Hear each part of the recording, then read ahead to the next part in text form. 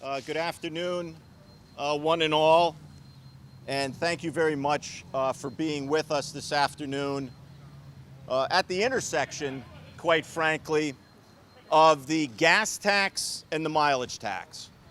We're standing at a gasoline station, which is going to experience the gas tax, as well as across the street from a UPS, where the governor wants to tax the goods that are in that truck, a distributor across the street, and down the street from a FedEx.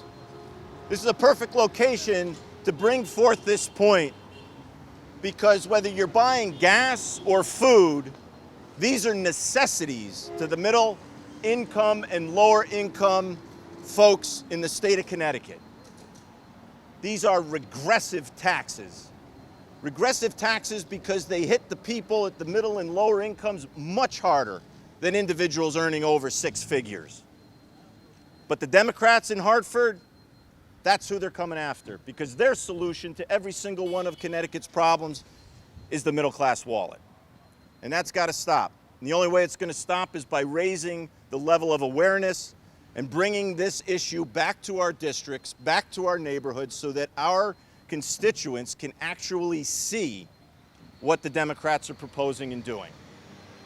Now, I'd like to introduce a few of the people who are with us today and have been supportive of this initiative. First and foremost is the House Republicans under the leadership of State Representative Vincent Candelora. We kicked this off yesterday in Hartford, and he joined us, and they are working together in partnership, as is Patrick Sasser and Noel Toll CT. We also have Wayne Pesch from the Connecticut Food Association, Joe Scully from the Motor Transportation Association of Connecticut, Chris Herb from the Connecticut Energy Marketers Association, and we're also very fortunate to have elected officials from the town or from the city of Shelton. We have an alderman in, where's Mr. Simonetti? Anthony Simonetti, and also Mayor Mark Loretti. We need to bring this forward because, like I said, this is a regressive tax that hits the middle and lower income very hard. And what's most disconcerting is that it's being done in the name of a climate initiative to reduce greenhouse gas. Make no mistake about it, the intention here is to raise the cost of gasoline to the point where gas-powered cars are no longer affordable for the middle class. And they want everyone to be driving electric vehicles, as if the middle and lower income people in Connecticut can afford that. Further, the benefit that we're going to get from the initiative that's proposed by the governor, who says this is a small tax, it's a 5-cent tax. What he actually said also is that it's a $100 million tax. And what might be a 5-cent tax is being small in Greenwich, to the folks in Stratford that you can hear toot as they go by, $100 million is a substantial and significant tax increase. Add that to the mileage tax, another $100 million, that's $200 million in taxes. And what do we get? We know that the weather patterns blow from west to east, and that under this climate initiative that he's joining, we have the District of Columbia and the state of Massachusetts.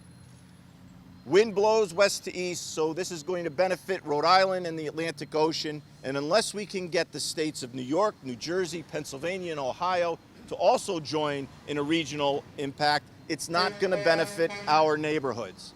I have written a letter to the Connecticut delegation to work on this issue within Congress, and to date, I have received nothing in response from them.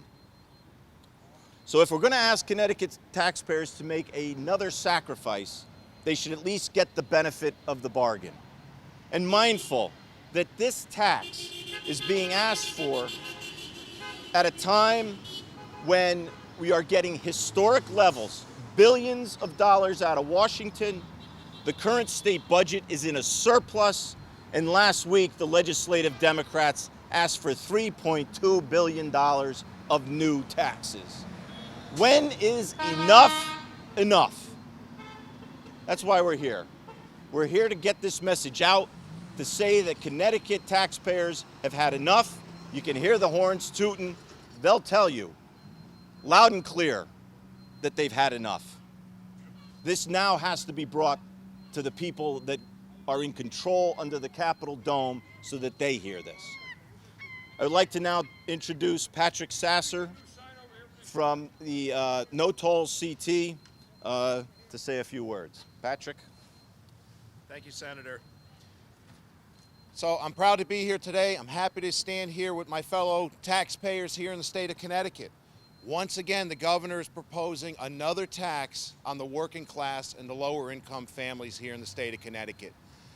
We fought against tolls. It was another regressive tax that the governor wanted to introduce in this state.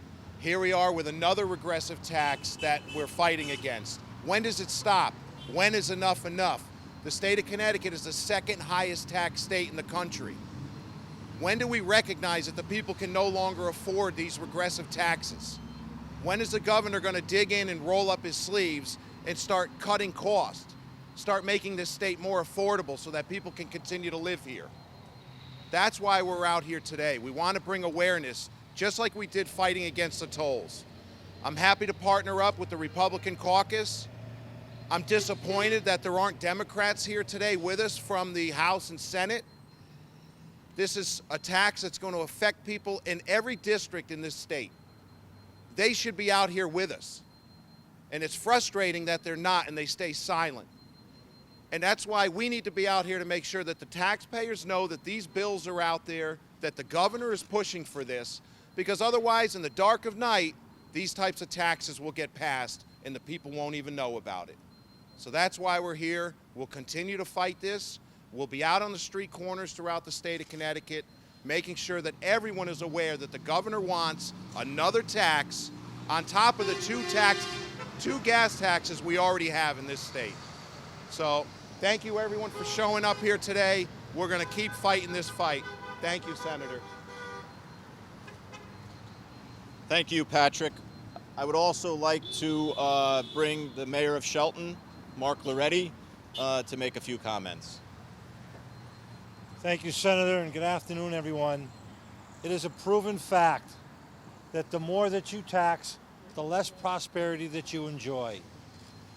I've run a city in the state of Connecticut for over 30 years, and the consistency of our mill rate and our taxes has allowed us to grow and prosper, which should be a model for the state of Connecticut.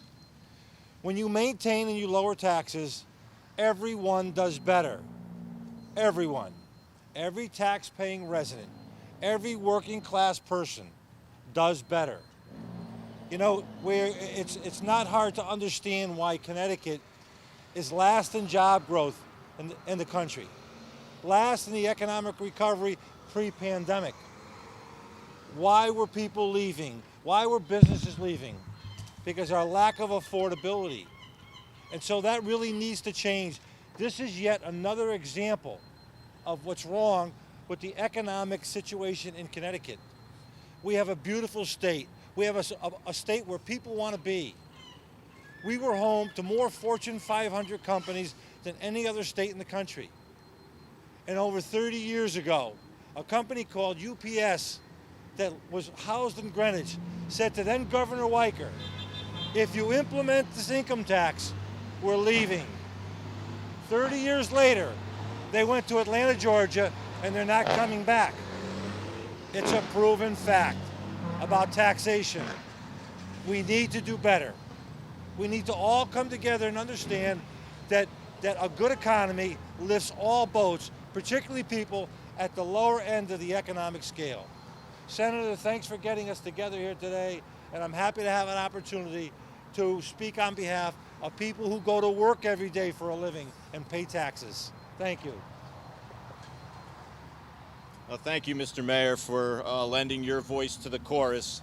The hope here is that we get a much louder chorus and to sing that song up in Hartford that taxes have to be cut. We just can't continue to tax the middle class.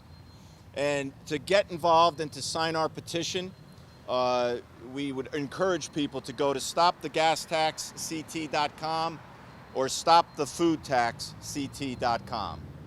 And with that, any questions?